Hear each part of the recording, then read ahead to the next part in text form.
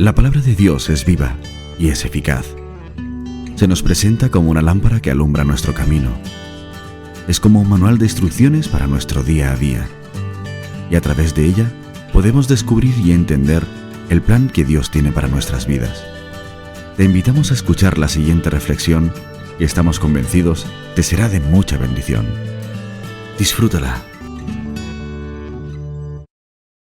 Hoy vamos a estudiar un pasaje pequeñito, pero profundo. Yo le decía a Bepi, tengo que ir acortando.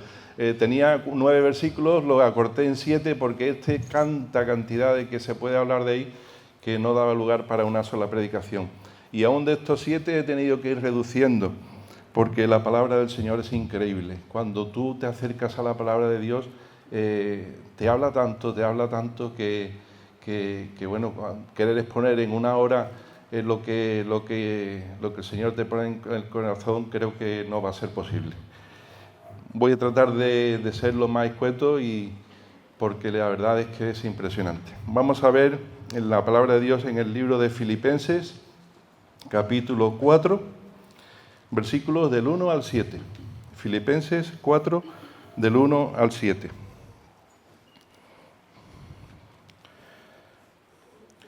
Dice así la palabra de Dios: así que, hermanos míos, amados y deseados, gozo y corona mía, estad así firmes en el Señor, amados.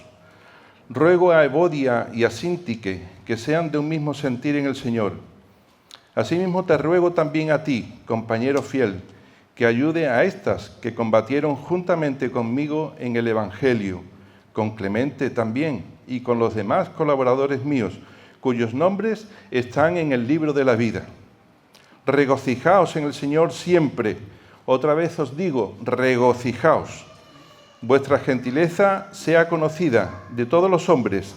El Señor está cerca. Por nada estéis afanosos, sino sean conocidas vuestras peticiones delante de Dios en toda oración y ruego, con acción de gracias.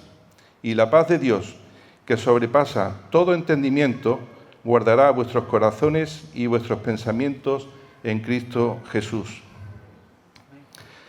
El título de la predicación es Regocijaos en el Señor siempre.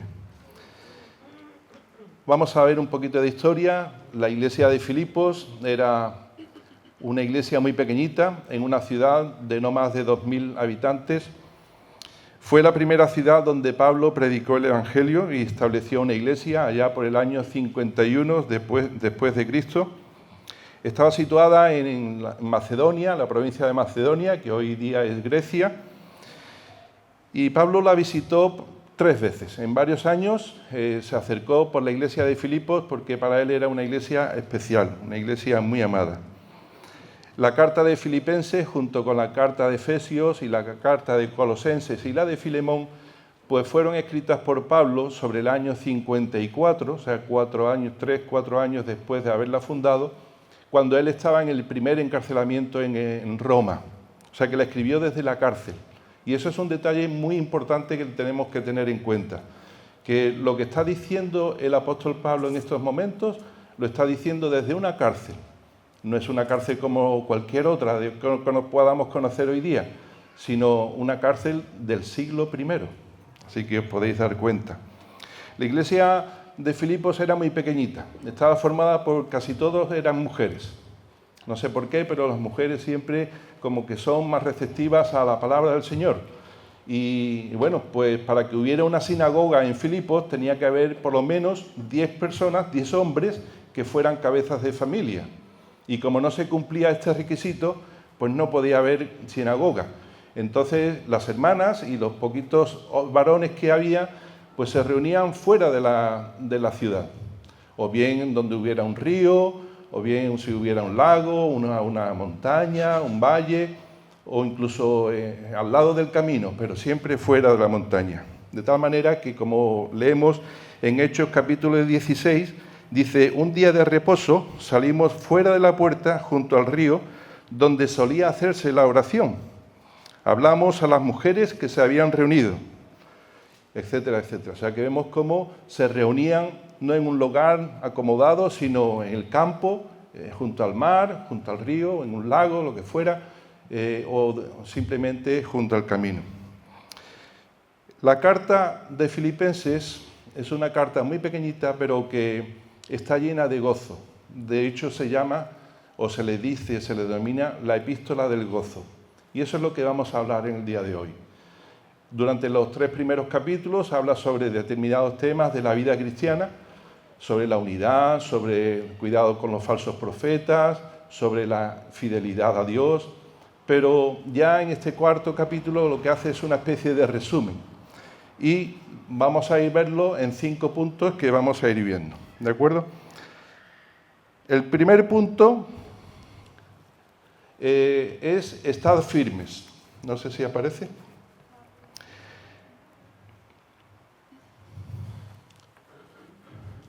Estad firmes. Y lo podemos ver en el primer versículo.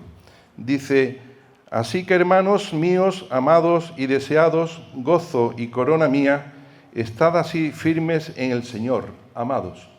Yo quiero exponer, si se puede ver, pues la nueva versión internacional, que tal vez sea un poquito más gráfica. Dice el versículo 1, en la nueva versión internacional: queridos hermanos en la fe, los amo y extraño mucho.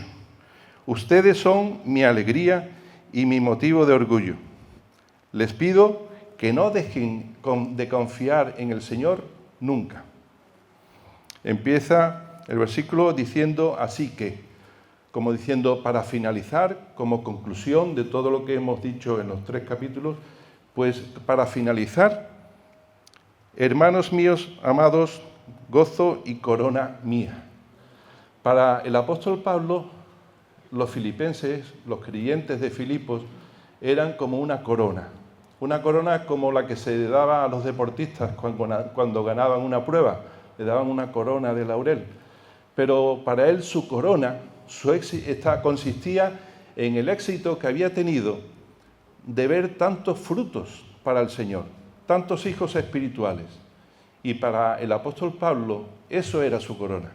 Eso es lo que le llenaba de alegría y lo que le motivaba a cada día a predicar el Evangelio y escribir esas cartas tan preciosas a las diferentes iglesias. Gozo y corona mía. Y después les dice: estad así firmes en el Señor.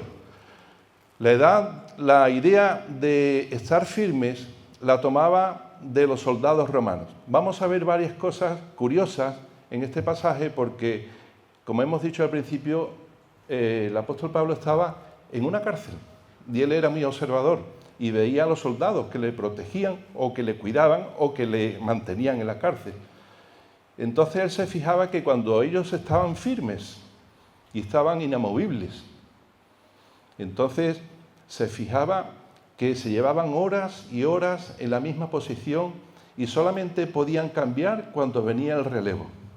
Venía otro soldado que lo sustituía y ese otro soldado otra vez horas y horas estando firmes. Y de ahí viene la palabra estar firmes. Pero la palabra firme no significa no hacer nada. Es una firmeza activa. La palabra, cuando dice palabra firme, quiere decir que debe de haber diligencia. El soldado tenía que estar preparado para estar ahí siempre cierta cantidad de horas. El soldado tenía que estar ágil, tenía que estar atento, tenía que estar ojo a visor de todo lo que pudiera hacer, porque él tenía que defender el puesto. Él tenía que impedir que entrase en la cárcel cualquier persona no autorizada. Él tenía que impedir que el apóstol Pablo se escapara y si hubiera algún enemigo estaba dispuesto a dar su vida por eso. Entonces la idea del apóstol Pablo cuando dice estar firmes en el Señor no se está refiriendo a estar quietos, a estar parados, sino a tener esa diligencia en la obediencia a la palabra de Dios, en cumplir la palabra de Dios, en obedecer y hacer la realidad la palabra de Dios en cada uno de nosotros. Dice Proverbios 13:4, el alma del perezoso desea y nada alcanza, pero el de los diligentes será prosperada. En ese sentido, el apóstol Pablo quiere que seamos diligentes, porque el Señor nos va a dar prosperidad, no tal vez prosperidad económica, pero sí una prosperidad que vamos a ir alcanzando cada día mayor grado de santidad, como vamos a ver posteriormente, alcanzando una mayor intimidad con el Señor. Y otra parte que debía de cumplir el estar firmes es estar firmes en la oración. Como hemos visto, la palabra de Dios, obediencia a la palabra de Dios y oración. Este punto lo vamos a ver posteriormente. Pero vemos cómo en Hechos 2 decía de los hermanos primitivos, de los primeros miembros de la Iglesia del Señor, dice, y perseveraban en la doctrina de los apóstoles, en la comunión unos con otros, en el partimiento del pan y en las oraciones. Esa firmeza es la que pedía el apóstol Pablo para sus amados hermanos de Filipos. Pablo nos pide fidelidad en Jesucristo, diligencia en lo que Cristo nos pide a través de su palabra. Y hay una sola manera de mantenernos firmes, mirando al Señor. Y de aquí me acuerdo una anécdota que se trata de un padre que iba con un niño pequeñito, con su hijo, y el niño le hace una pregunta a su papá. Le dice, papá, ¿cómo es de grande el Señor, Dios? Entonces el padre pues no sabía y miró al cielo y vio un avión. Dice, ¿ves aquel avión? Sí, papá, lo veo. Dice, ¿cómo es de grande? El niño dijo, es pequeñito, es insignificante, apenas si lo veo. Entonces el padre lo llevó al aeropuerto que había junto a la ciudad y lo planta al lado de uno de esos aviones majestuosos transoceánicos que son enormes. Y le dice, ¿y ahora este avión cómo lo ves?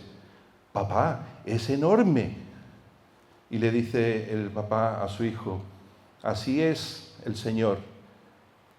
Depende de la cercanía que tú tengas con el Señor, así va a ser el Señor en tu vida. Cuanto más lejos esté el Señor estés tú del Señor, más pequeñito lo vas a ver, más insignificante. Pero cuanto más cerca estés tú del Señor, vas a ver la enormidad del Señor, la grandeza de Dios. Y eso es lo que tenemos que pensar, que en este primer punto de estar firmes en el Señor, nos está pidiendo a nosotros el apóstol Pablo también. No solamente era para la iglesia de Filipos, sino para todo el que habla la palabra de Dios, el Señor le está hablando a través del apóstol Pablo. Y es tener siempre la mirada puesta en los ojos del Señor, acercarnos cada día más al Señor. El segundo punto habla de sed de un mismo sentir. Y en el versículo 2 dice, ruego a Evodia y a Síntique que sean de un mismo sentir en el Señor. En otra versión dice, ruego a Evodia y a Síntique que se pongan de acuerdo en el Señor. Evodia y Síntique eran dos hermanas, líderes de la iglesia, que por no se sabe qué motivos, no se conoce, había una diferencia de opinión entre ellas. No sabemos si era por alguna circunstancia que hubiera habido entre ellas, por ideas o lo que fuera. El caso es que había como dos bandos. Una parte de la iglesia era de Síntique y otra parte de la iglesia defendía a Evodia. Y eso estaba destrozando la unidad de la iglesia. Unidad que es uno de los primeros motivos que marca el apóstol Pablo en la epístola a Filipenses. En varios versículos de la epístola habla sobre la unidad y ser unos, estar unánimes. Y en esta iglesia de Filipos, a la que tanto amaba él, había un problema de unidad. Porque dos hermanas no se llevaban bien, a lo mejor por celos, a lo mejor por diferencia de caracteres o por diferencias doctrinales.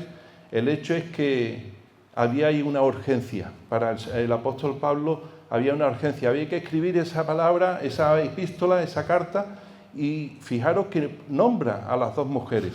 En otras partes, cuando habla de, por ejemplo, en Corintios, también de la unidad, de que no haya disensiones entre unos y otros, nunca cita nombres, pero en este caso sí cita los nombres. Algo había pasado y en la iglesia de Filipos había disensión entre unos y otros, había problemas, incluso podía dividirse la Iglesia. Y esto lo podemos ver en nuestra propia experiencia, podemos ver que ocurre en muchas iglesias. Lo peor que puede haber en una iglesia es una división, porque varios líderes pues no se ponen de acuerdo y yo por aquí, tú por allí, y eso es una pena, porque eso es una demostración de que estamos permitiendo que el diablo entre en la iglesia. En 1 Corintios dice que no haya entre vosotros disensiones, antes seáis perfectamente unidos en una misma mente y en un mismo parecer. El apóstol Pablo no se puede encoger de hombros, no puede decir, bueno, ya el tiempo lo curará, bueno, el tiempo todo lo olvida. Equivocación. El apóstol Pablo estaba claro que él tenía que formar, hacer parte activa y tratar de resolver esa situación. El apóstol Pablo lo que estaba pidiendo que haya perdón mutuo. Lo más importante en la iglesia es que haya amor, y el amor perdona, y el amor olvida. El apóstol Pablo pide, y nos pide a nosotros, que nos amemos unos a otros. Nuestra iglesia está pasando por un momento muy bonito, ¿verdad? Vemos armonía, vemos cantidad de personas, muchas visitas, y eso nos regocija. Y sabemos que el Señor se regocija, pero tenemos que tener cuidado. Orar siempre y procurar que haya siempre entre nosotros unanimidad. Porque como dejemos entrar al diablo, ¿sabéis cuáles son las dos metas del diablo? Una meta es destrozar la familia y la segunda meta es destrozar la iglesia. El diablo sabe cómo meterse. Dice que es como una serpiente que va por aquí, que nadie se da cuenta y se mete por los boquetitos, por las diferentes fisuras que pueda haber. Y debemos de orar para que esta unidad permanezca en la iglesia de Cádiz, porque eso es un motivo de testimonio. Al contrario, la iglesia de Filipos, que era una iglesia pequeñita y en una ciudad pequeñita, todos se conocían, pues ya había problemas de división y eso se daban cuenta los demás, los que estaban observando continuamente a los cristianos, los que estaban observando cómo era su conducta, cómo hablaban en sus trabajos, cómo se comportaban en las ferias, en las fiestas, etcétera, etcétera. No debemos de permitir que el diablo entre en nuestra iglesia y nos robe el gozo, la paz, la armonía, la unanimidad. A continuación, el versículo 3 dice: asimismo te ruego también a ti, compañero fiel, que ayudes a estas, que combatieron juntamente conmigo en el Evangelio, con Clemente también y los demás colaboradores míos, cuyos nombres están en el libro de la vida. Hay dos palabras preciosas. A ti, compañero fiel, te ruego que ayudes a estas. Compañero fiel. Debemos de ser nosotros también compañeros fieles unos de otros. Ese compañero fiel no se sabe el nombre, no sabe a quién se refiere, no se sabe a quién se está refiriendo, pero se supone que es algún anciano, alguna persona responsable que ayudó a Pablo cuando él estaba empezando a organizar la iglesia en Filipos. Y para él era su compañero fiel. Nosotros, entre unos y otros, debemos de ser compañeros fieles. El otro día, el culto de oración, que fue hermoso, estuvimos orando muchos hermanos. Realmente se llamó así porque así era, un culto de oración, porque le dimos todo el énfasis a la oración de muchos temas. Cuando acabó el culto, una hermana se me acercó a mí, estuvimos hablando un ratito, y de pronto veo que mira para otro lado y dice: bueno, Manolo, te dejo porque tengo que preguntarle a Rafi por cómo está su mujer Esperanza. Y a mí eso me llenó de alegría, porque noté que esa hermana lo había dicho de corazón. Una hermana que se había preocupado por nuestra hermana Esperanza, que está delicada de sus molestias, de sus huesos, y se preocupaba por ella y quería preguntarle a su marido. Eso es lo que tenemos que hacer y lo que tenemos que ser, compañeros fieles. También me agrada que cada domingo vemos a nuestro hermano Fernando Y al lado de nuestro hermano Fernando siempre hay alguien que le está apoyando, que lo recoge de la residencia, que lo trae, que luego lo lleva, que algunas veces se queda aquí a comer en la iglesia, que otras veces algunos hermanos los han invitado a su casa. Eso es ser compañeros fieles de Fernando. Ahí es como dice la palabra, ¿dónde verán que sois mis discípulos? En esto dice literalmente, en esto conocerán que sois mis discípulos, si os amáis los unos a los otros. Y eso es lo que quiere el Señor, que seamos compañeros fieles unos de otros, formando esa iglesia que es el cuerpo del Señor Jesucristo. También en el tema de la visitación, también en el Café Misión, que nos reunimos los miércoles antes del culto, pues yo he hablado con personas que nunca había hablado tomando el cafelito ahí. Pues es una oportunidad y ahí se ve la armonía de la iglesia. Y eso es lo que le agrada al Señor. El éxito no está en que haya mucha gente, sino que los hermanos que hayan, las personas cuando entren por las puertas, vean amor, vean caridad, vean entrega, vean fidelidad, preocupación unos por otros. Sigue diciendo el versículo, estas que combatieron juntamente conmigo en el Evangelio. Pablo las tuvo con ellas, fueron colaboradoras de Pablo y eran evangelistas. Dice que combatieron fielmente, llevando el Evangelio del Señor Jesús a otras personas que eran inconversas. Pero el éxito no está tampoco en estos puestos, en ser líderes de la iglesia, en llevar la alabanza, en estar aquí predicando. El éxito está en la fidelidad a Dios. El apóstol Pablo quiere que seamos fieles a Dios. Y habla también del libro de la vida. Dice, con Clemente también y los demás colaboradores, muchos cuyos nombres están en el libro de la vida.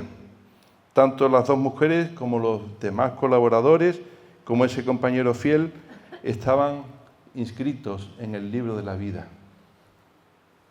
Pero no por sus méritos propios, sino por el amor al Señor y por la gracia de Cristo. Precisamente el que escribe los nombres de los que van a estar en el libro de la vida, que van a ser salvos, que van a estar toda la eternidad en la presencia del Señor, de ahí el libro de la vida, son los que el Señor Jesucristo escribe. Si no tienes la seguridad de que tu nombre está escrito en la vida, en el libro de la vida, hoy es un día adecuado para tomar decisiones. Tal vez tú estás sintiendo pues alguna sensación rara en tu cuerpo, en tu mente, de que hay algo en tu vida que debe de cambiar, de que hay algún comportamiento que debes de dejar de lado, malas palabras con tu esposa, con tus hijos, conductas que no te agradan, conductas que tú quieres quitarlas de tu vida, pero que no puedes. A veces puede ser que escuchas como una voz diciendo, esto que estás haciendo no es correcto.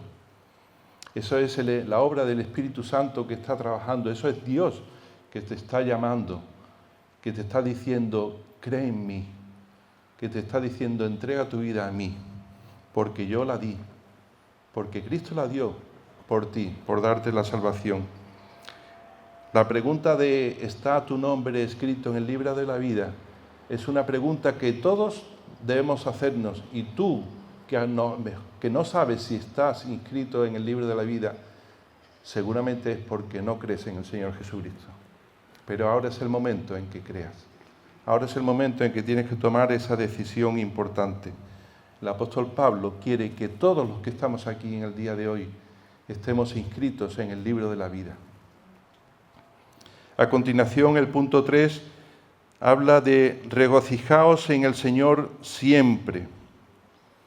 Y el versículo 4, que es el que da título a la predicación, dice, regocijaos en el Señor siempre, otra vez os digo, regocijaos. Aquí tengo que pararme 2 o 3 minutitos para expresaros lo que fue el día 30 de agosto del año 2021, o sea, el lunes pasado. Fue un día fatídico para mí. Los que estamos predicando tenemos el privilegio y la responsabilidad de predicar en esta iglesia, pues hemos formado un grupo en la nube, en internet, ahí en la nube, no sé si todos entendéis lo de la nube, pero tenemos ahí un apartadito, un archivo, una carpeta donde vamos colgando nuestros pensamientos justo antes de que vayamos a predicar.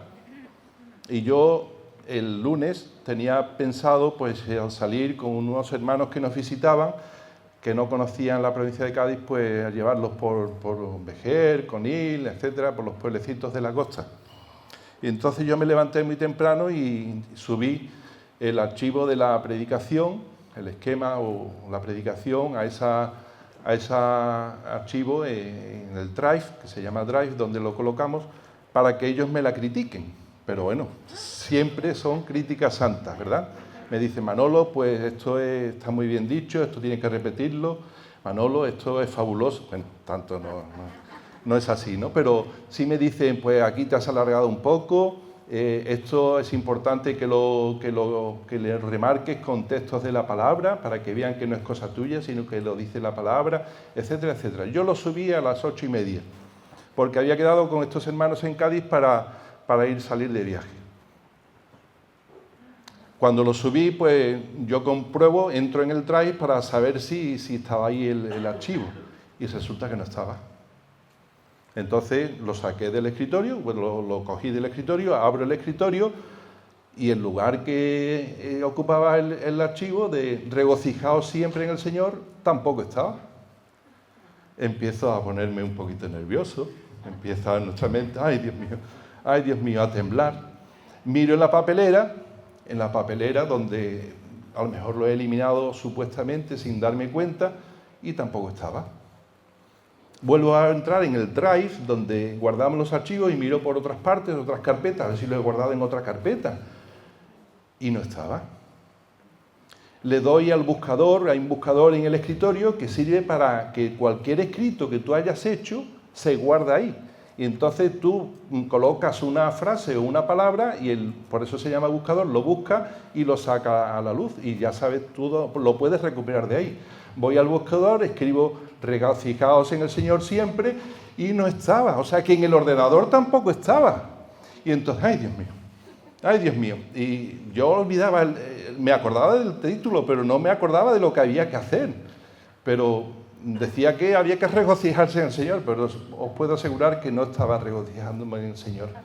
A las 11 menos cuarto todavía estaba en mi casa buscando el dichoso archivo, porque si no, ¿qué tenía que hacer? Pues empezar la predicación de nuevo, de memoria, y otra vez toda la noche, porque en todo el día no iba a poder hacer nada, y ya se me colocaba en el martes, y ya todo iba a ir deprisa y corriendo, y las prisas no son buenas consejeras.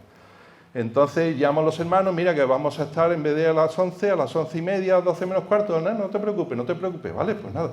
Ya me ducho, yo lo pongo en las manos del Señor, Señor, que hoy pueda aparecer, a ver si me llevé el ordenador en el coche por si teníamos algún momento libre, seguir buscándolo. Entonces vamos a echar gasolina para salir de viaje, cuando abro la portezuela del coche para enchufar la manguera, no me llevo la cartera, me la he dejado en casa. Hermanos, ¿sabéis el refrán ese del que no tiene cabeza? Tiene pies. Pues nada, aquí Manolo y Pepi otra vez para casa, recojo la cartera, y cuando llega a la gasolinera, todos los surtidores tenían 2 o 3 en cola, pero había una señora que ya estaba echándole la gasolina, y digo, aquí me pongo, el primero, yo voy a salir antes que nadie. Crédulo de mí, antes que nadie. La mujer echa no porque sea mujer evidentemente, pero podía ser un cliente, porque también los hombres son algunos que son, pues la mujer echa su gasolina, se va a pagar en la gasolinera y entran hombres, entran clientes, entran mujeres, salen, hombres salen, mujeres salen, y la mía, la que estaba en el coche delante, la conductora, no sale. ¿Qué le pasa? Y yo nervioso porque había quedado con estos hermanos en Cádiz. Regocijaos en el Señor. Yo ya se me había olvidado todo ese tema. Cuando estaba a punto de salir del coche para ver dónde estaba esa mujer, y formarle una bronca, literalmente, pues sale ella. Por fin, mira, esa es la mujer, no, Pepi, sí, esa es. Vale. Pues la mujer, si el coche está aquí, ella se queda aquí, a 4 o 5 metros del coche. Bueno, ahora se pone a mirar dónde están los lavados del coche. Ahora se pone a mirar los coches que van pasando por la carretera. Ahora abre el bolso. ¿Pero qué está haciendo esta mujer? ¿Por qué no se sube en el coche y se va ya? Y deja que yo cargue la gasolina y ya me voy para Cádiz. Pues nada, no había manera. Y pasa un minuto, y pasa otro minuto, y esta mujer ya empieza a sudarme las manos, ya empieza a apretar el volante, estate quieto, no aprietes tanto, de tanto como le daba. Al final, la mujer, vale, se sube en el coche. ¿Creéis que ya salió? No, porque tenía que mirar otra vez el bolso, no sé qué es lo que le pasaba en el bolso, que se llevó por lo menos 2 minutos, los 2 minutos más largos de mi vida, hermanos. Los segundos parecía que pasaban pum, pum, enorme, increíble. Ya por fin, cuando yo quería darle una pitada, pero el Señor me decía, contente, Manolo, no respondas de esa manera. Entonces, cuando ya yo no podía más, que le iba a dar la pitada, ya la mujer sale para adentro, vale, por fin, Pepi, por fin, venga, he hecho gasolina y ya cargo mi coche y ya nos vamos y ya vamos para Cádiz. Para salir de Chiclana hay un puente que empalma con la nacional que va desde Chiclana a Cádiz. Cuando voy encima del puente, ¡ay, Dios mío! Una caravana de los 3 carriles que hay en dirección de Chiclana a San Fernando. Nunca había visto tanta caravana, los 3 carriles desde que salíamos de Chiclana. Cuando yo digo, ¡ay, Dios mío!, me llevo literalmente las manos a la cabeza, miro a mi mujer y mi mujer se estaba riendo. Digo, Pepi, ¿qué estás riéndote? Y yo estaba atacado, de verdad. Yo la quiero mucho, pero en esos momentos, ¿qué estás haciendo, Pepi? Dice, Manolo, ¿cuál es el título de la predicación que tú vas a dar el domingo?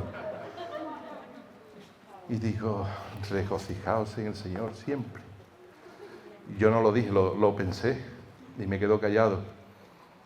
Y yo qué sé, Pepi, y cuando la vuelvo a mirar, sigue riéndose y ella todo feliz, todo tranquila. Estaba disfrutando de ese momento. Ella, dueña de su situación, y veía que Manolo, su esposo, estaba atacado como un bebé, como un niño chico que está llorando porque quiere salir, que quiere respirar, que quiere... Y ella disfrutando de ese momento y me dice, Manolo, ¿qué le vas a decir a los hermanos sobre el gozo? Y esa palabra, esa frase que me dijo, cayó como una losa mía, como una losa en mi mente. La verdad es que yo me di cuenta de que el apóstol Pablo, cuando habla de regocijaos en el Señor, lo estaba diciendo desde una cárcel romana. Y yo preocupándome por el archivo, ¿dónde estaba ya el archivo que no lo encuentro o que voy a llegar tarde a la cita con mis hermanos? Pobre de mí, ¿cuánto me queda por parecerme a Pablo? Pero el Señor ahí me dio una enorme lección. A veces nos preocupamos por tonterías y de ahí tengo que aprender de mi esposa.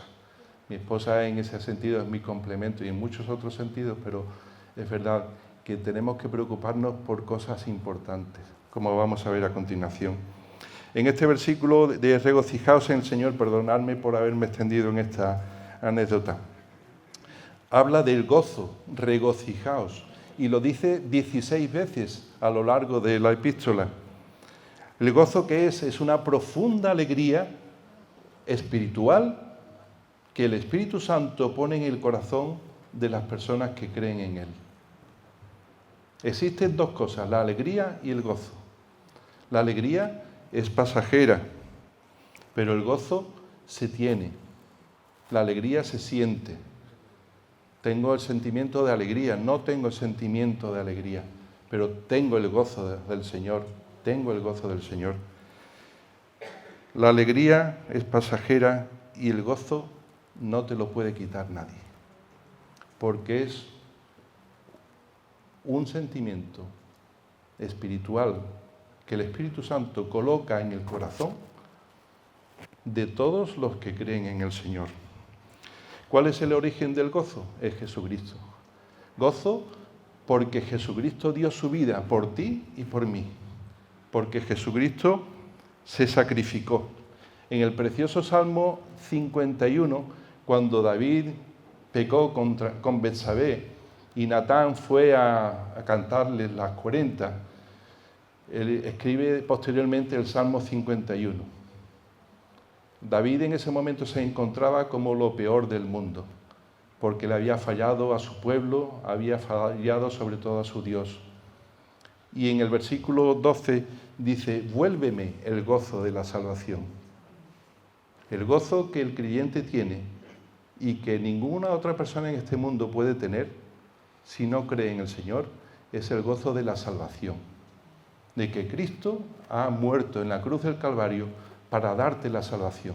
Y ese gozo nadie te lo va a quitar.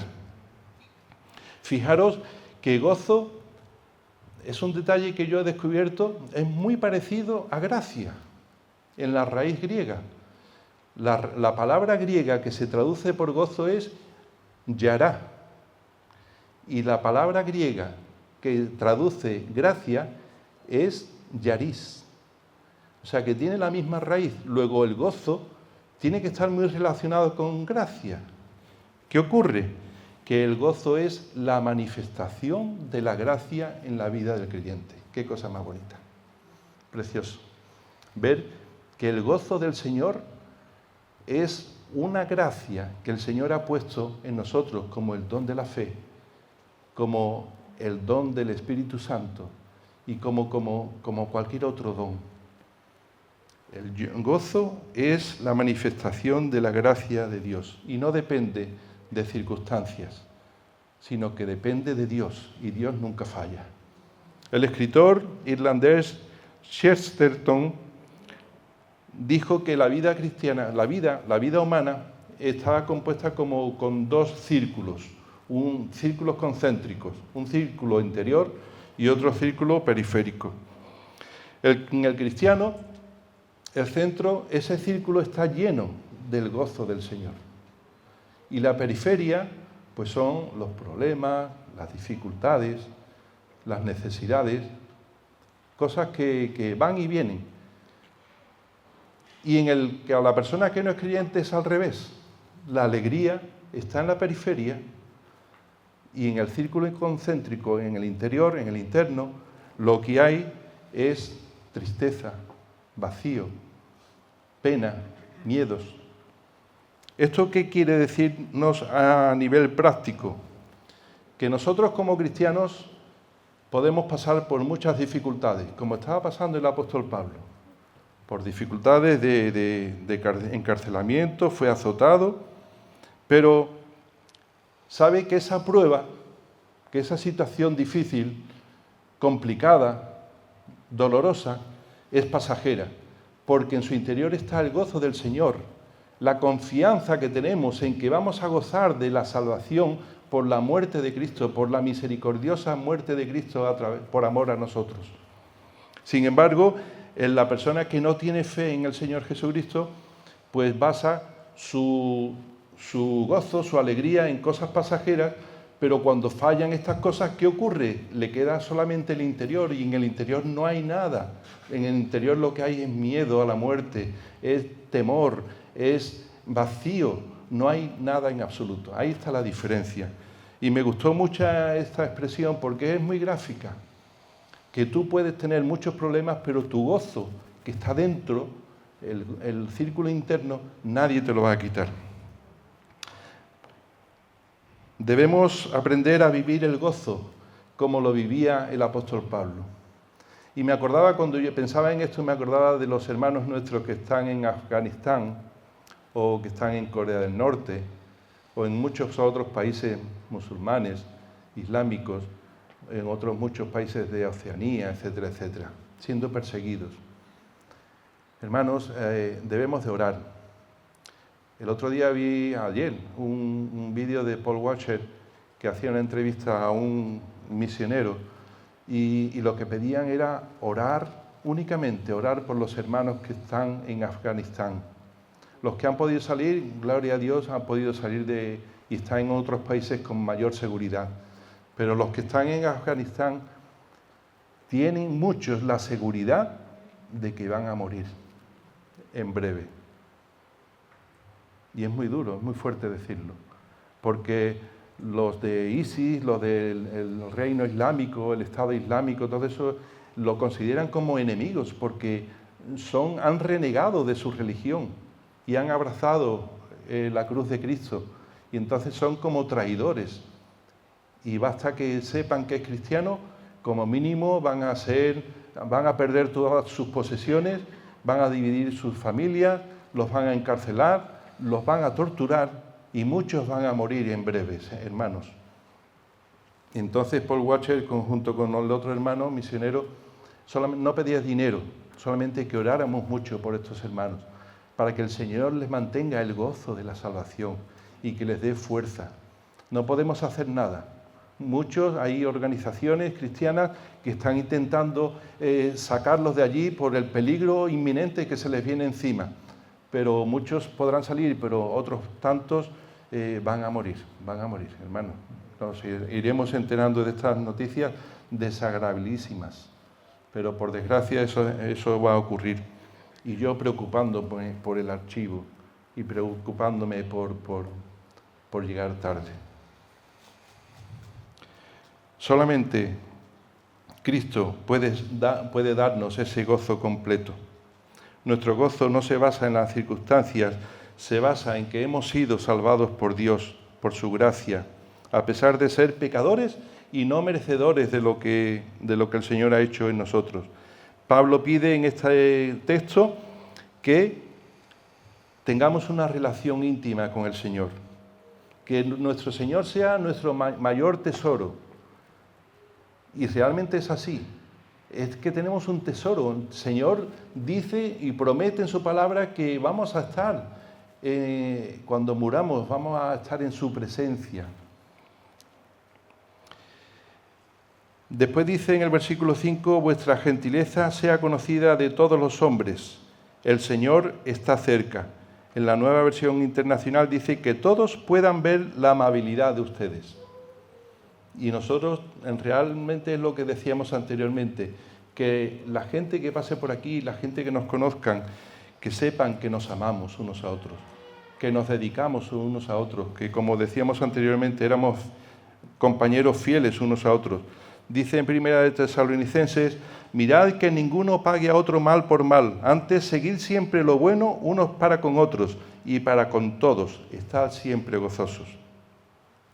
Y en Filipenses 2 dice, no hagáis por nada por contienda o vanagloria, antes bien, con humildad, estimando cada uno a los demás como superiores a él mismo, no mirando cada uno por lo suyo propio, sino cada uno también por lo de los demás. Pablo nos pide en esta situación que seamos cariñosos, amables, dadivosos. Y después dice, el Señor está cerca.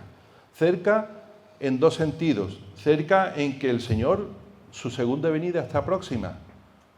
Todos decimos, mucha gente dicen que cristianos, que los últimos tiempos están ya aquí. Y el Señor va a venir en breve. Pero también se puede utilizar cuando dice el apóstol Pablo, el Señor está cerca. Es como ese avión que decíamos al principio. El Señor no es un Dios lejano, que le pedimos y no nos escucha. El Señor es un Dios cercano, que está dispuesto a escuchar nuestras oraciones, que conoce nuestras vidas como mejor que nosotros mismos. El Señor está cerca. Dice en el Salmo 119, cercano estás tú, oh Jehová. Y el salmista lo reconocía también. El penúltimo punto, el punto 4, dice, por nada estéis afanosos. Y en el versículo 6 dice, por nada estéis afanosos, sino sean conocidas vuestras peticiones delante de Dios en toda oración y ruego con acción de gracias. En la Nueva Versión dice, no se preocupen por nada, más bien, oren y pidan por todo. Presenten sus peticiones a Dios y denle gracias. afanarse, hablar del afán. ¿Qué es el afán? Es el deseo desmesurado por conseguir algo. Vivir para conseguir una cosa, y cuando la tienes ya quieres otra, y cuando tienes esa otra quieres otra mejor o más nueva o de otro estilo, pero es afanarse por alguna cosa en concreta. Y dice el apóstol: por nada estéis afanados. En Mateo 6 dice: ¿quién de vosotros podrá, por mucho que se afane, añadir a su estatura un codo? Que son unos 60 centímetros. Hoy día una persona puede crecer alrededor de 30 centímetros, con operaciones, con intervenciones quirúrgicas, después de mucho tiempo. Le pasa, por ejemplo, a los que padecen la enfermedad de la acondroplasia, vulgarmente enanismo, pero que no nos gusta, a los médicos no nos gusta esa expresión, es la acondroplasia, en lo que la columna vertebral de esa persona es totalmente normal, pero tiene los brazos y las piernas mucho más cortas de lo normal. Entonces hay ya técnicas para enlongarle, para alargarle los fémures, las tibias y los húmeros de los brazos. Pero el límite está en alrededor de 24 y 30 centímetros. Pero 60 centímetros, nadie puede. Ni la técnica quirúrgica, ni la medicina. No os afanéis, dice también el mismo Mateo en capítulo 6, no os afanéis por el día de mañana, porque el día de mañana traerá su propio afán. Basta cada uno cada día su propio mal. Y dice que sean conocidas vuestras peticiones delante de Dios en oración y ruego. Oración como alabanza a Dios. Oración como hemos alabado esta mañana. Alabando a Dios por su misericordia, por su entrega, por su paciencia con nosotros, por lo grande que es. En una de las canciones que hemos cantado, lo he escrito una parte del coro, dice: mi castigo recibió y su herencia se entregó. Me entregó, ayuda idónea. Mi castigo recibió y su herencia me entregó, hablando de Jesucristo. Y después dice: Jesucristo basta. Alabando al Señor porque Él ha hecho eso por cada uno de nosotros. Se entregó por cada uno de nosotros y nos entregó una herencia que nadie nos puede quitar. Para nosotros Jesucristo basta. Pero también habla de ruego, de peticiones. Y el Señor, como hemos dicho antes, es un Dios cercano, que está dispuesto a escuchar nuestras peticiones. Oraciones por el trabajo, oraciones por determinadas circunstancias, por insignificantes que sean, el Señor quiere escucharlo. Igual que nosotros los padres, cuando nuestros hijos eran pequeños o son pequeños, nos gusta que nos digan: papá, mamá, necesito esto. Bueno, si no es dinero, cualquier cosita, pero nos gusta ver que nuestros hijos dependen de nosotros. Y que no puedo, entonces yo voy, como mi padre, como es un padre ejemplar, pues le ayudo. Gracias, papá. Eso nos llena de alegría. Pues el Señor mucho más desea y quiere que nosotros nos acercamos hacia Él, exponiéndole nuestras preocupaciones, simplemente preguntándoles. Dice en Mateo 6, vuestro Padre Celestial sabe que tenéis necesidad de todas estas cosas. Él lo sabe, pero le gusta que se lo pidamos, aunque sean insignificantes. Pero dice a continuación: pero buscad primeramente el reino de Dios y su justicia, y todo lo demás os será añadida. El Señor no es un vaso una lámpara de Aladino que le frotamos y ya cumple nuestros deseos. El deseo tiene que estar también, como vamos a ver luego, en la voluntad del Señor también. Y después dice: con acciones de gracias. La gratitud acompaña a toda oración verdadera. Tenemos que dar alabanza al Señor en nuestras oraciones, tenemos que rogarle, pero también tenemos que darle por todo lo que ha hecho, por todo lo que Él da y nos da continuamente. Y por último, el punto número 5 habla sobre la paz de Dios os guardará. En el versículo 7 dice: y la paz de Dios, que sobrepasa todo entendimiento, guardará vuestros corazones y vuestros pensamientos en Cristo Jesús. En la Nueva Versión Internacional dice: y la paz de Dios, que nadie en este mundo alcanza a entender, cuidará sus corazones y sus pensamientos por medio de Cristo. Pablo no está diciendo que si tú oras, el Señor te lo va a conceder todo.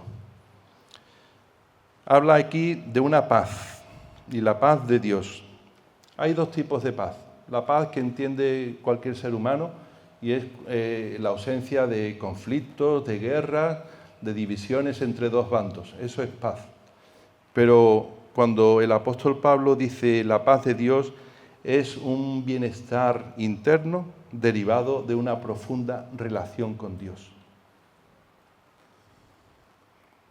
Es una calma, una tranquilidad interior, una actitud de gratitud basada en que sabemos que Dios va a darnos siempre lo mejor y lo más adecuado para cada uno de nosotros. Que la voluntad del Señor es siempre buena, agradable y perfecta. En Romanos 8 dice, y sabemos que a los que aman a Dios todas las cosas les ayudan a bien. Esto es, a los que conforme a su propósito son llamados.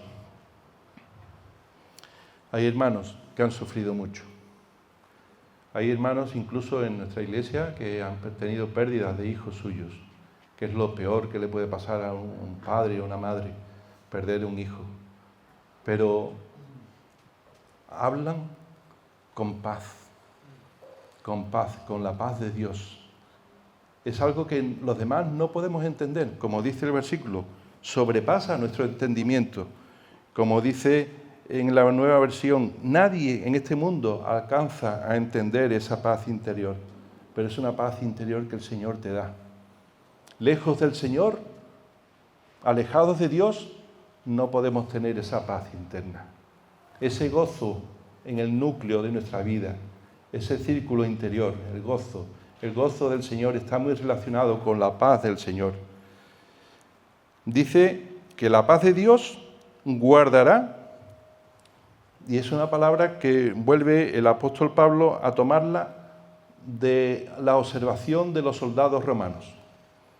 Los soldados romanos estaban ahí firmes con un propósito, y era mantener bajo vigilancia constante al reo, al que estaba encarcelado, o mantener la puerta libre de enemigos, o impedir la entrada de cualquier persona.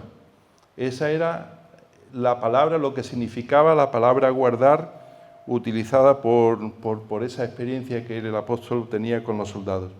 Y es una frase muy interesante, porque dice que esa paz guardará, mantendrá bajo vigilancia, no controlándonos, sino que mantendrá nuestros corazones y nuestros pensamientos libres de ansiedad, de temor, de dudas, de no sabemos qué futuro nos espera. Es una paz que nadie lo puede tener si no cree en el Señor Jesucristo, si no es un hijo de Dios, porque eso es obra de Dios. Esa paz solamente la puede dar Dios. Si oramos confiando en Dios, Él hará por nosotros lo que nosotros nunca podríamos hacer.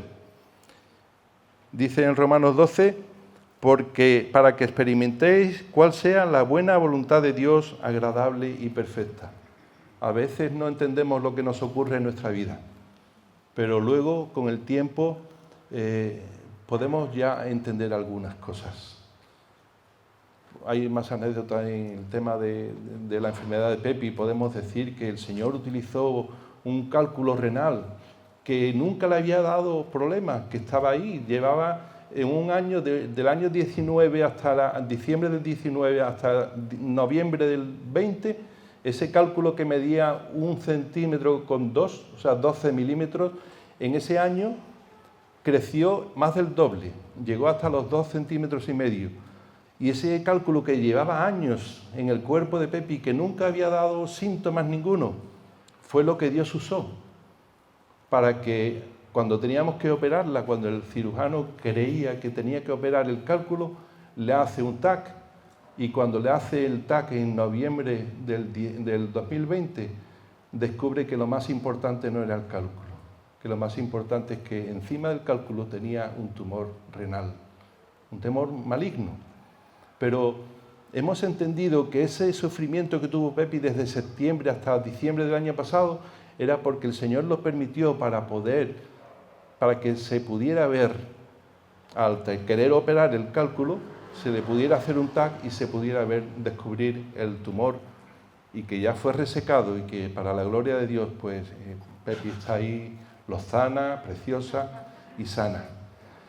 Un poquito cojeteando, pero bueno, menos da una piedra. No, pero a veces no entendemos las cosas y después con el tiempo el Señor nos las va arreglando. Hay otras cosas que no podremos entenderlas y que el Señor nos lo dirá, nos lo aclarará cuando estemos en su presencia, ¿verdad? Pero es importante lo que estamos hablando, que la paz de Dios solamente la da Dios. Y esa paz es una paz interna que hace que aún en situaciones difíciles tú pones tu confianza en el Señor, sabiendo que el Señor no va a permitir que nada malo te pueda ocurrir en tu vida. Y que aun teniendo situaciones difíciles, complicadas, el Señor todo lo ayuda a bien, como dice en su palabra. ¿Cómo podemos obtener esa paz? Pues cuando nuestro gozo está en el Señor. Cuando confiamos en el Dios Todopoderoso plenamente, el Señor nos da una paz. Dice Isaías 26, dice, tú guardarás en completa paz a aquel cuyo pensamiento en ti persevera, porque en ti ha confiado. Y fijaros, muy curioso, cuando utiliza completa paz, ¿cuál es la palabra hebrea de paz? Shalom. Cuando dice completa paz, en el texto hebreo, viene, tú guardarás en shalom, shalom, aquel cuyo pensamiento en ti persevera. Shalom es paz. Shalom, shalom, solamente lo da Dios. Completa paz. Dios se preocupa más por nosotros que por nuestras circunstancias. Otra cosa que es importante que lo sepamos. ¿Os acordáis de los círculos? Muchas veces tenemos circunstancias difíciles, complicadas en nuestras vidas, y le pedimos al Señor que nos la quite de en medio. Pero el Señor dice, no voy a quitarte las circunstancias, te voy a preparar para que tú soportes esas circunstancias. El Señor trabaja mucho más con nosotros que con las circunstancias que nos rodean. Es una paz que no la disfrutamos siempre. La paz de Dios no la tenemos todas las 24 horas del día, ni siquiera todos los días. Pero es una paz que sentimos cuando vemos una maravilla en la naturaleza, un paisaje hermoso que nos habla la magnificencia del firmamento, que nos habla de la majestad del Señor. Es una paz de Dios que surge también cuando tenemos noticias tristes, un ser querido que se nos va, una enfermedad grave que ocurre en nuestra vida. El Señor ahí en ese momento está dando tu paz. O bien cuando las palabras de los demás o nuestros propios pensamientos no nos consuelan, pero sí nos consuela la paz de Dios. Cuando acudimos a la palabra de Dios, cuando nos acercamos al Señor, como cuando el avión del crío. La paz de Dios vendrá a nuestras vidas en los momentos más complicados. Tenemos la seguridad y tenemos que agarrarnos ahí. En los momentos complicados podemos tener la paz de Dios, porque nuestra fe, nuestro gozo está relacionado íntimamente con el Señor. Ahora, si tú vives lejos del Señor, no vas a tener ni el gozo del Señor ni la paz de Dios.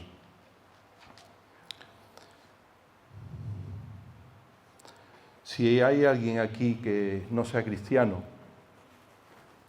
no lo digo yo, lo dice la palabra de Dios, que tu problema en tu relación, en no tener esa paz, el problema empieza en ti. Porque Dios está contra el pecado. Todos hemos pecado. Mi pecado es tan grande como el tuyo. El tuyo es tan grande como el de un maltratador. Pero el mío es tan grande como el de un asesino. Para Dios todos los pecados son iguales. Para Dios no hay pecados veniales y pecados mortales. Todos hemos pecado contra el Señor. Y el pecado te aleja de Dios. Si tú no crees en el Señor, tú estás en pecado. Y estás lejos de Dios. Para ti el avión está muy lejos, no crees en Él. Es algo insignificante, no tiene importancia ninguna. Pero si tú quieres esa paz del Señor, tienes que clamar a Dios. Mas Dios muestra su amor con nosotros en que, siendo aún pecadores, Cristo murió por nosotros. Reconocer que esto es una verdad. Reconocer que Cristo murió por ti. Persona que nos visita o personas que por primera vez a lo mejor estás escuchando la palabra de Dios, o persona que ya has escuchado muchas veces la palabra de Dios, pero que no has recapacitado profundamente. Tu pecado te aleja de Dios. Es como ese avión pequeñito. Debes arrepentirte de tus pecados. El Señor te justifica no porque tú seas justo, sino porque el Señor te justifica por el sacrificio de Jesucristo en la cruz del Calvario por ti, ocupando el lugar que te correspondía a ti, ocupando el lugar que nos correspondía a cada uno de nosotros. Todos nosotros nos descarriamos como ovejas, cada cual se apartó por su camino, mas el Señor cargó en él el pecado de todos nosotros. Dios en este día te está llamando. El Espíritu Santo está hablando a tu corazón y dice: justificados pues por la fe, tenemos paz para con Dios por medio de nuestro Señor Jesucristo. Tienes que poner tu fe en el Señor Jesucristo. La fe te la da Dios, es un don del Señor, pero tú tienes que abrazar esa fe. El Señor te está llamando, no desprecies esa oportunidad. Solo cuando nos arrepentimos de nuestros pecados, cuando confiamos en Cristo, lo seguimos, obedecemos su palabra, podremos recibir la palabra de Dios, la paz de Dios. Y ten en cuenta esto último, que lo repetimos: Dios está más preocupado por nosotros que por nuestras propias circunstancias. Y en resumen, para concluir ya, hemos visto 5 puntos de este precioso pasaje. El primero es estar firmes en el Señor, ser fieles a Dios, ser preparados, estar diligentes, obedecer la palabra de Dios para santificarnos, para acercarnos más a Dios. El segundo punto era ser de un mismo sentir. El Señor no quiere que haya división en la iglesia. No permitamos que el diablo entre en la iglesia y que haga división entre unos y otros. Trataos unos como superiores a vosotros mismos. Ser compañeros fieles, hemos hablado. Amaos los unos a los otros. También el punto 3 hablaba de estar siempre gozosos en el Señor. Que Jesucristo sea nuestro gran tesoro. Que disfrutemos la presencia del Señor. Que como cuando estamos comiendo el jamón, hablaba yo con un amigo hablando del jamón, dice: el jamón no se mastica, el jamón bueno se saborea. Pues tú tienes que saborear al Señor. Tú tienes que ir a la palabra de Dios para tratar de sacarle todo el jugo que el Señor te quiere mostrar. No vayas a la palabra de Dios como si fuera un libro más, como si fuera un libro de historia. La palabra de Dios es mucho más que eso. Saborea la palabra de Dios. También dice que no nos preocupemos por nada, que oremos por todo, pero que oremos también con gratitud. Y por último, la paz de Dios, que nos guardará, que nos cuidará, que nos librará de temores, de miedos, de vergüenzas, y nos dará al final la salvación y la vida eterna. Que el Señor nos bendiga.